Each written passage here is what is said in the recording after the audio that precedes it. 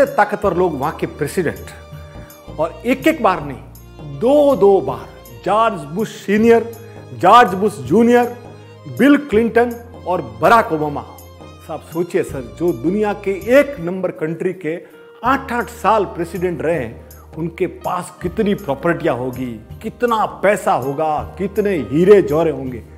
पर आप सुन के ताज्जुब करेंगे सर, 2018 में जॉर्ज बुश सीनियर जब उनकी देहांत होता है तो उनके पास उनके पेंशन के अलावा कुछ नहीं था सर। और जॉर्ज बुश जूनियर वो आज भी 2016 के मॉडल की गाड़ी चलाते हैं, और वो और उनकी पत्नी दोनों एक कंपनी में साधारण सी नौकरी कर रहे हैं सर। और बिल क्लिंटन के बारे में तो आपने न्यूज़पेपर में सुना ही होगा, उनकी स्थिति बड़ी दयनीय है, बीच में तो उनकी हालत बड़ी खस्ता थी।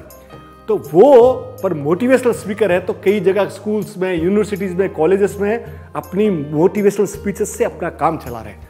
उनकी पत्नी ने भी बायोग्राफी लिखी है। आप सोचिए सर, बराक ओबामा का तो क्या कहना, उनकी बेटी आज भी कैशियर है, उनकी पत्नी एक साधारण सी नौकरी करती है, और बराक ओबामा लेक्चर्स देते हैं सर। धन्य है वो देश और धन्य है वहाँ के लोग कि सर शीर्ष पदों पर ऐसे ईमानदार लोग बैठे हैं ना, इसलिए अमेरिका दुनिया का विश्व गुरु है।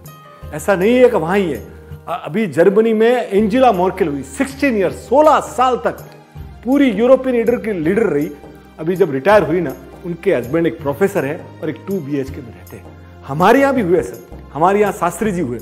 शास्त्री जी जब थे तब उन्होंने एक फिएट कार ली थी पंजाब नेशनल बैंक से, उनके अकाउंट में 7,000 रुपये थे और 5,000 रुपये का उन्होंने लोन लिया था, जो वो प्राइम मिनिस्टर रहते चुका नहीं पाए, और उनकी मृत्यु के उपरांत उनकी पत्नी ललिता शास्त्री जी ने वो चुकाया था। आप सुन लीजिए सर। और अभी मैं आपके जो बात बता रहा हूँ ना, वो सुन के तो आपका दिल गदगद हो जाएगा कि अपने एक 94 साल के एक व्यक्ति थे, उनको एक मकान मालिक के यहाँ रह रहे हैं, और वो मकान मालिक उनको बाहर निकाल रहा है कि भाई आप किराया नहीं दे रहे हो। उनके पास है क्या, एक छोटा सा सूटकेस और एक कनस्तर। वहाँ पब्लिक इकट्ठा हो जाती है, पब्लिक बोलती है बुजुर्ग आदमी है, थोड़ा रहने दो। बुजुर्ग आदमी बोलते हैं मेरे को टाइम दो। इतने में उधर से एक पत्रकार जा रहा होता है, उसको ये कॉपी लगती है, तो वो वहाँ पे उसकी पूरी स्टोरी को रिकॉर्ड करता है और लेके आता है अपने पब्लिशिंग हाउस में।